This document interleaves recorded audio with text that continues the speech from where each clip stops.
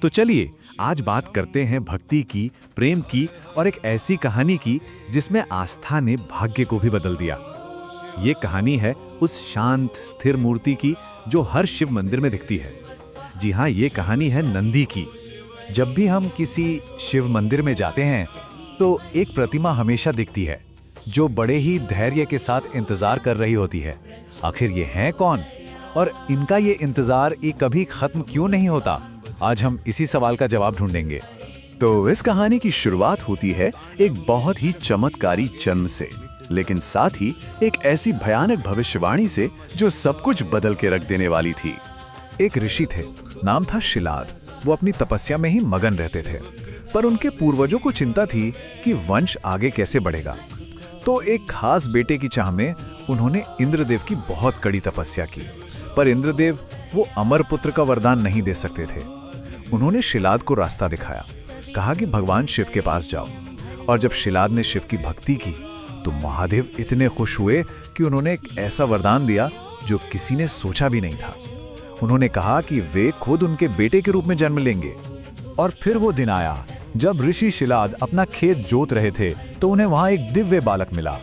ऋषि ने उस बच्चे का नाम रखा नंदी। नंदी धीरे धीरे बड़े होने लगे और अपने पिता की तरह ही भक्ति भाव में डूबे रहते थे।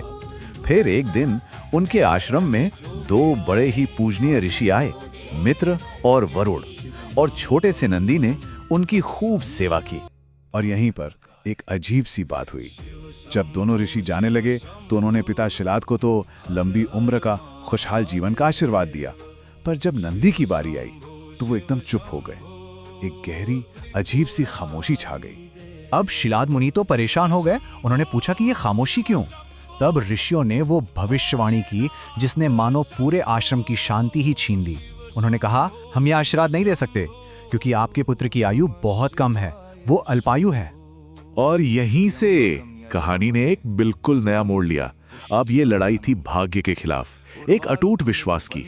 जरा सोचिए, अपने पिता को इतनी चिंता में डूबा देखकर नंदी ने क्या किया? वो डरे नहीं, निराश नहीं हुए, बल्कि उन्होंने अटूट विश्वास दिखाया। अपने बारे में सोचने की जगह वो अपने पिता को हिम्मत दे रहे थे।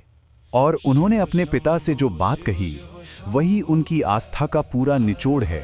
उन्होंने कहा, जिसकी रक्षा करने वाले खुद भगवान शिव हों, उससे भला कोई कैसे नुकसान पहुंचा सकता है? बस इसी विश्वास को मन में लेकर नंदी ने तय कर लिया कि वो अपनी किस्मत खुद लिखेंगे। और उन्होंने फैसला किया एक ऐसी तपस्या करने का जो उन्हें महादेव के करीब ले जाए। तो नंदी ने संकल्प लिया कि वो मौत पर जीत हासिल करेंगे और वो जंगल की ओर निकल पड़े। उन्होंने बहुत ही कठिन तपस्या शुरू की, गहरे ध्यान में चले गए। लेकिन यहाँ एक बात समझने वाली है, उनका मकसद सिर्फ अपनी जान बचाना नहीं था। उनका असली लक्ष्य तो भगवान शिव को खुश करना था। और अपनी इसी अटूट, इसी निस्वार्थ भक्ति से नंदी ने आखिरकार ब्रह्मांड के स्वामी महादेव का दिल जीत ही लिया। और अब कहानी उस मोड़ पर आ जाती है जहां नंदी को मिलता है अनंत सेवा का वरदान। एक ऐसा वरदान जो उनकी किस्मत को हमेशा हमेशा के लिए बदल देने वाला था। उस छोटे से भक्त की ऐसी सच्ची भक्ति देखकर भगवान शिव खुद उनके सामने प्रकट हो गए और उन्होंने कहा, मांगो जो मांगना है। और नंदी ने जो मांगा वो सुनकर शायद भगवान शिव भी मुस्कुराए होंगे। उन्होंने लंबी उम्र नहीं मांगी, उन्होंने मांगा, प्रभु मेरी बस एक ही इच्छा है कि मैं हमेशा आपके साथ रहूं, अनंत काल तक बस आपकी सेवा करता रहूं। इस निस्वार्थ प्रेम को देखकर शिवजी इतने खुश हुए कि उन्होंने बदले में एक ऐसा वरदान दिया जिसके बारे में तो नंदी ने कभी सोचा भी नहीं होगा।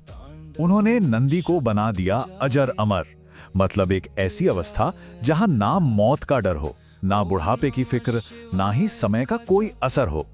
भगवान शिव ने नंदी को बैल का मुख दिया और उन्हें सिर्फ जीवन नहीं दिया, बल्कि उन्हें अपना सबसे करीबी साथी बनाया, अपना वाहन बनाया और तो और अपने सभी गणों का प्रमुख भी बना दिया। तो ये थी कहानी। चलिए अब इसे आज से जोड़कर देखते हैं और समझते हैं नंदी की भक्ति की इस अमर विरासत को। याद है हमने शुरू में एक सवाल पूछा था, उसका जवाब यही है। नंदी शिव के शाश्वत वाहन हैं, उनके गणों के प्रमुख हैं। हर शिव मंदिर में बैठे वो एक संरक्षक हैं और सबसे जरूरी वो भक्त की प्रार्थना सुनने वाले सबसे पहले द्वारपाल हैं।